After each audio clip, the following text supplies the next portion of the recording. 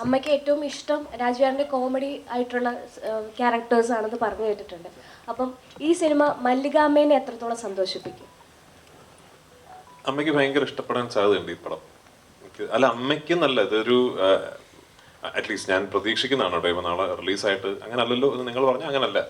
എനിക്ക് തോന്നുന്നത് ഈ സിനിമയുടെ ഏറ്റവും വലിയ ഒരു ക്വാളിറ്റി ആയിട്ട് ഞാൻ കാണുന്നത് ഈ ഹാപ്പി വ്യൂയിങ് ആണ് സിനിമ. നമ്മൾ കാണുമ്പോഴും കണ്ടു തീരുമ്പോഴും ഒക്കെ ഒരു സന്തോഷം തരുന്ന സിനിമയാണ്.